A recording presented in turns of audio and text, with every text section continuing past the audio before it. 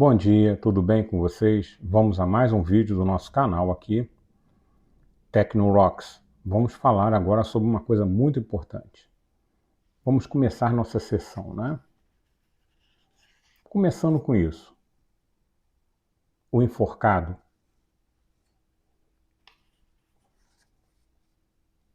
A morte. A temperança. A roda da fortuna. A justiça. E eu poderia sortear muitas e muitas cartas, essas são só as maiores. Vamos ver outra coisa, né?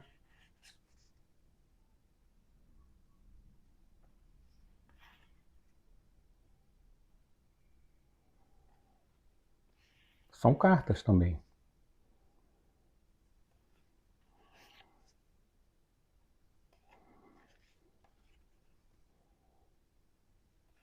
Lembra alguma coisa?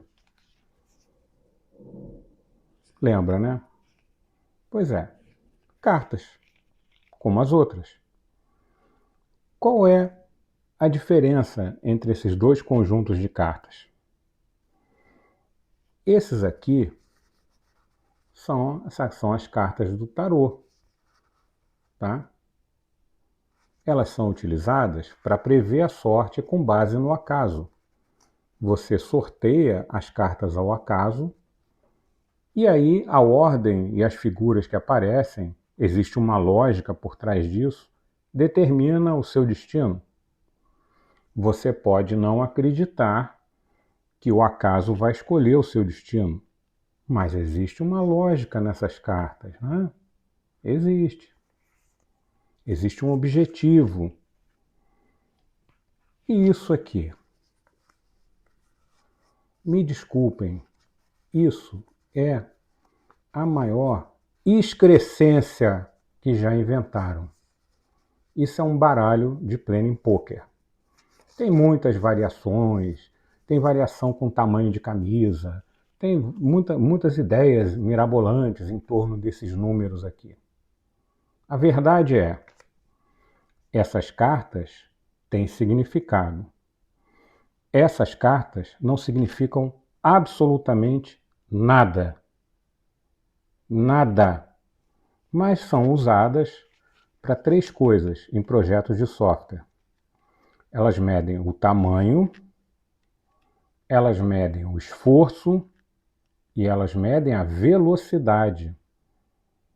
Tamanho, esforço e velocidade de um projeto, da produção de software, da execução de tarefas. Em algumas equipes mais modernosas, chamam isso de story points. Tem gente que usa aplicativo móvel, tem gente que usa dados, eu já vi usarem dados. Para quê? Qual é o objetivo dos story points? Ou seja, os chamados pontos ágeis. Pontos ágeis. Não pontuam nada e não são ágeis. Qual é o objetivo disso? O objetivo é medir se aquelas tarefas cabem no sprint e medir a produtividade da equipe, porque a gente pega essa pontuação, se a gente produz 50 pontos, nós temos que colocar 50 pontos. Muito legal. O que é um ponto? O que é isso aqui? Pior, esse número aqui tem o mesmo valor, ele é uma referência, ele tem o mesmo valor em várias equipes? Essa carta aqui tem um objetivo e ela vale a mesma coisa para qualquer pessoa que vá ler o tarô. Mas essa aqui, vale alguma coisa? Eu uma vez trabalhei numa empresa que um crânio disse assim, não, um CRUD, Create, Read, Update, Delete, vale 5 pontos. Pô, que legal, passaram a usar isso como métrica. Sempre que tinha um CRUD, valia 5. Aí começaram na coxambração, se não for um CRUD total, for só um select, então vale 2. Então, começaram numa coxambração e o negócio nunca dava certo, nunca fechava. O que acontecia? as reuniões de retrospectiva eram para dar uma maquiada, para ficar tudo beleza e o sprint não falhar. Quem me conhece sabe que eu não gosto de Scrum, mas não é isso que eu estou falando aqui. O problema do Scrum é esse limite de tempo fixo dos sprints. Eu sou mais favorável a um processo interativo, como o Hoop, por exemplo. Ah, mas você ainda tem... Sim, tem um pouco de upfront, de levantamento, mas isso pode ocorrer em paralelo, tem até aquele gráfico das baleias. O Scrum determina que o tempo é fixo. Então você tem que espremer as histórias de usuário, que é um nome horroroso para requisito. Aliás, naquela empresa lá dos 5 pontos, os gênios chamavam de histórias com E. Eu tive que convencer e levar um dicionário para provar que histórias não existe em português. Aí sim que eles mudaram a documentação para histórias.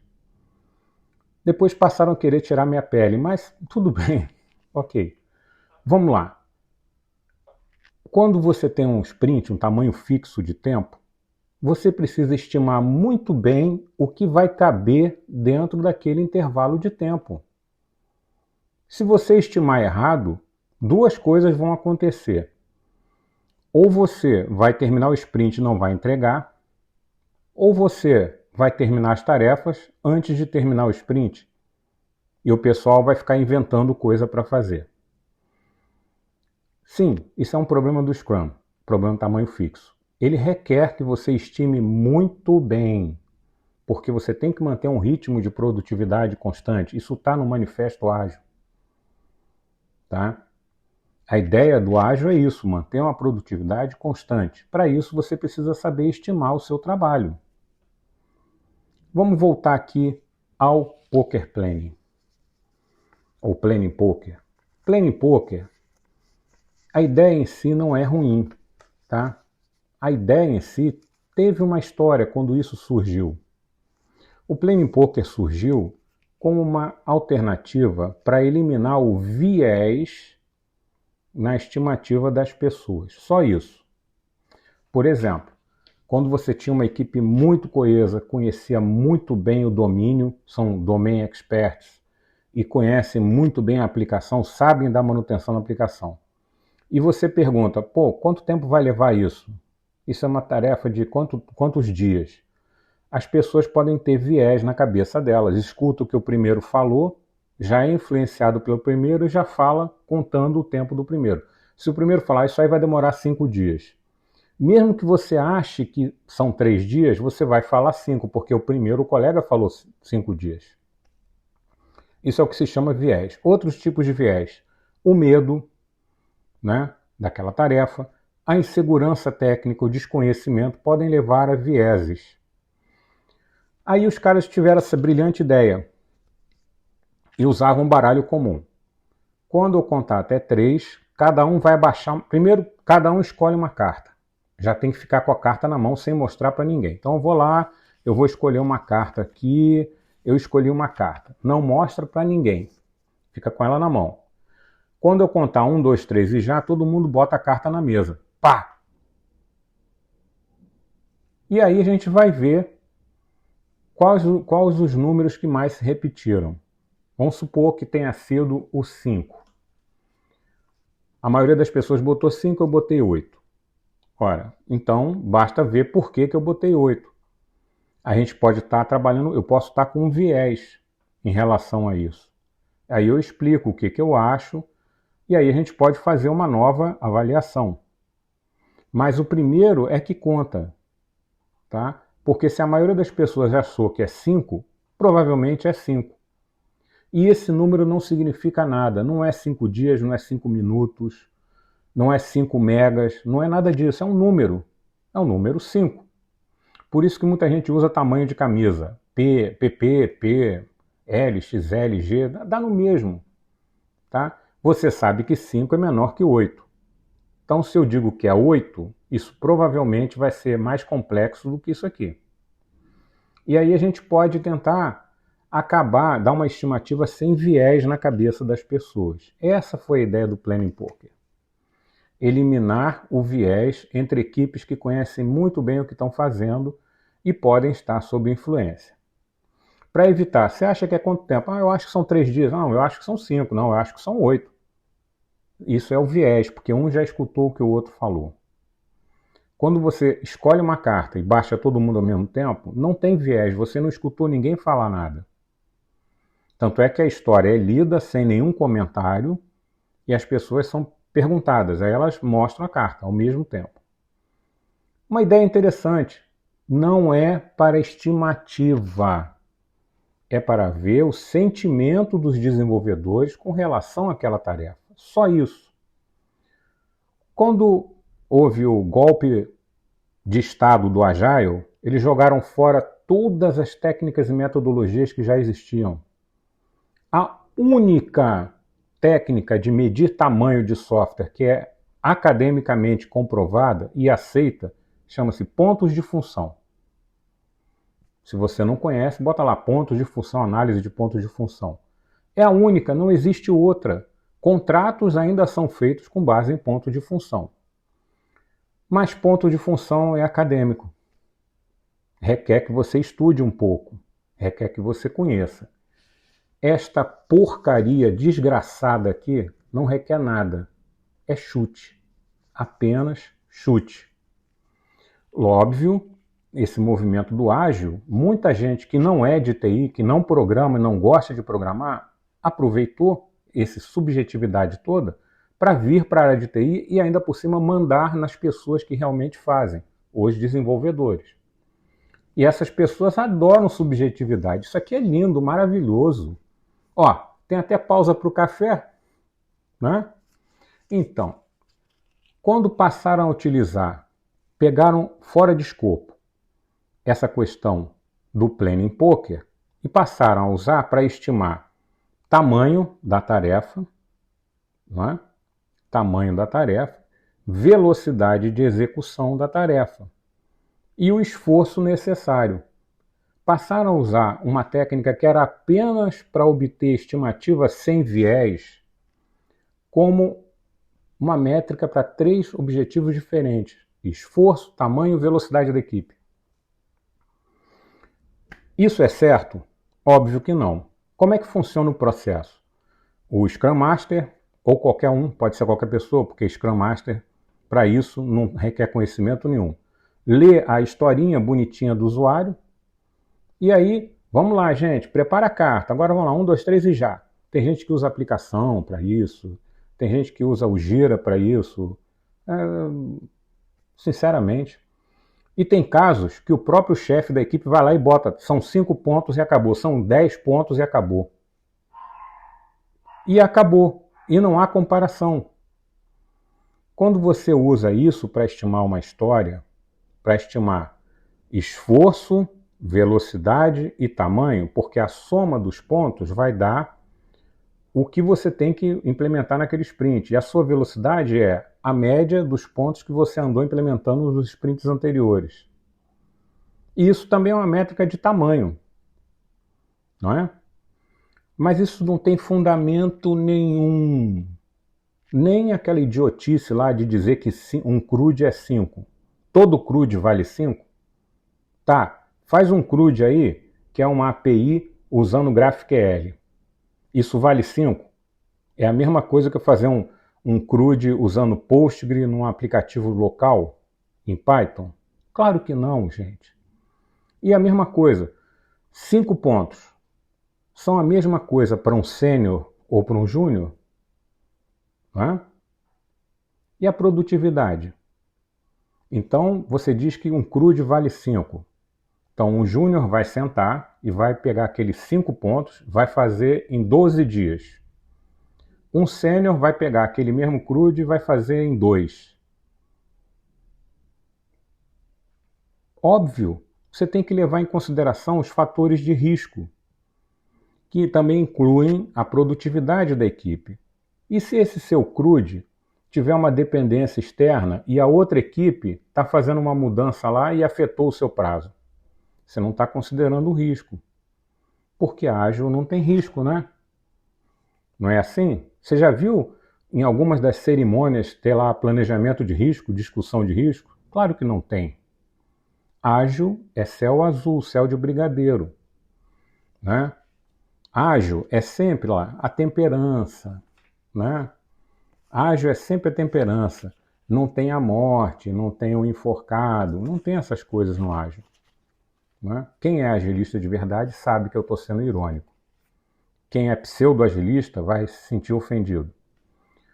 Mas veja bem, gente, pegar o Planning Poker para estimar tamanho, esforço e velocidade num projeto, em coisas que vão caber no sprint, é uma idiotice que não tem limites. É uma coisa muito tola, muito idiota. Como é que um gestor aceita isso? Como é que um investidor que bota dinheiro na empresa aceita que os seus funcionários da empresa usem baralhinho e subjetividade para estimar duração de tarefa? Me desculpa, mas isso faz eu perder minha paciência. Qual é a alternativa? Bom, a alternativa correta, justa, honesta com os investidores seria fazer uma WBS, não é? Você precisa entender o escopo antes de começar a fazer. Ah, mas WBS, ela é waterfall. Ah, porque isso aí é análise prévia. Não existe isso no ágil. Lamento, realmente não tem, né? WBS virou palavrão. Tá bom, então o que a gente pode fazer? No mínimo, você tem que pegar aquela história, comparar com as histórias anteriores que a sua equipe fez. Chama-se estimativa por similaridade. Você tem uma história lá que é muito parecida com uma história que a sua equipe já fez antes. Tenta quebrar essa história em micro historinhas e ver o que você precisa fazer. Ah, mas isso é upfront design. Lamento, cara, se você vai estimar, você precisa perder um tempinho para entender a história, como ela vai ser implementada. Não há outro jeito. O outro jeito é esta merda aqui. Desculpem, mas realmente é de perder a cabeça ver as pessoas fazendo isso. Ah, mas você também... Eu sei, eu sou obrigado. Eu tenho que participar dessa farsa. Mas eu não posso deixar de falar que isso é uma farsa. Como é que você vai fazer estimativa por similaridade?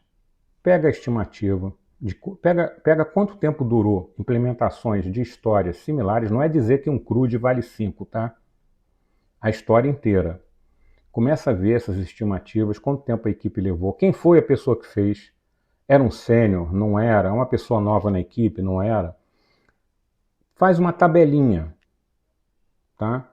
E acrescenta fatores de risco. O que pode complicar a sua estimativa? Quando você for estimar, lê a história, vê se ela se enquadra em alguma daquelas da tabelinha ou se ela é próxima e se algum dos fatores de risco está presente. E aí você faz um ajuste. Chega a um número. Olha, isso aqui são, sei lá, 12 horas, homem-hora. Pô, mas homem-hora? Cara, lamento, mas é isso, vai levar 12 horas. Quanto tempo isso vai levar? A velocidade? Aí não depende só da quantidade de horas, depende da disponibilidade dos recursos envolvidos, dos insumos para executar a tarefa. Por exemplo, são 12 horas, mas você depende de uma outra equipe que ainda não está pronto o negócio. Ah, mas isso vale 5. Sim, vale 5, mas a equipe não está pronta ainda. Vai valer 5 ainda? Né? É complicado uma situação dessa. Então, o problema dos pontos ágeis é esse. Ele induz os técnicos ao erro, a gerência ao erro e os investidores da empresa ao erro. E os clientes também ao erro. Porque é lúdico, é bonitinho, né? Cartinha, tem até o café, é bonitinho. Por que a gente não estima com isso? Ó? Qual é a diferença? Ou por que não usa o baralho de Uno? Seria até mais legal, né? Mais divertido usar o Uno. Bom, isso é o que eu acho dos pontos ágeis. Eu já dei uma alternativa aqui, que é a estimativa por similaridade. Ninguém aceita. Tá? Quando muito, eles fazem coisas, tabelas horrorosas, que nem essa do CRUD vale 5 pontos. Tá? Sem raciocinar os riscos envolvidos, o tipo de CRUD, A pessoa que você está querendo dar para fazer esse CRUD, as pessoas que estão na equipe, a equipe muda, mas o CRUD continua valendo 5. Todo mundo na equipe agora é novo, não conhece os bancos de dados, não conhece as regras de negócio, mas o CRUD continua valendo 5. Gente, fala sério, né? Fala sério. Essa área de TI realmente é uma piada, né? Qualquer um consegue chegar, falar besteira e ganhar mais que um desenvolvedor. Por isso que a situação está assim, tá? Enfim, isso é o que eu acho dos pontos ágeis, tá? São uma tolice inenarrável, não há desculpa para utilizar isso como medida de esforço, tamanho e velocidade. Isso engana os clientes e os investidores. Exija estimativa mais séria, mais objetiva, que seja por similaridade. Vocês não querem fazer WBS, não querem entender escopo? Ok, beleza. Nunca se disse que isso não é ágil, tá? Ninguém disse WBS não é ágil. Não existe isso. Você pode usar o que você quiser. Mas você, ao continuar usando essa palhaçada, você está induzindo os clientes e os investidores ao erro e mascarando resultados. É o que eu acho. Espero que você... Eu sei que esse vídeo meio rated R está meio assim, né? Estoico, né? É porque realmente isso é uma das coisas que me deixa assim, me leva à loucura. Só de eu ler story points ou pontos ágeis, já me vem assim, eu começo a passar mal com isso. Entendeu? Porque eu tenho 47 anos de experiência em desenvolvimento de software. Eu já vi muitas técnicas, metodologias e processos, ferramentas, vocês não têm nem ideia. Então eu sei o que dá certo e o que não dá certo. Sem falar que eu já fiz curso até desta porcaria. Eu tenho curso de Planning Poker, tenho curso de Kanban, de Scrum, tenho um monte. Tem um monte de cursos. Eu sei o que eu estou falando. Então, da próxima vez que alguém vier falar 1, 2, 3 e já, você já sabe o que vai acontecer, né? Bom, até a próxima.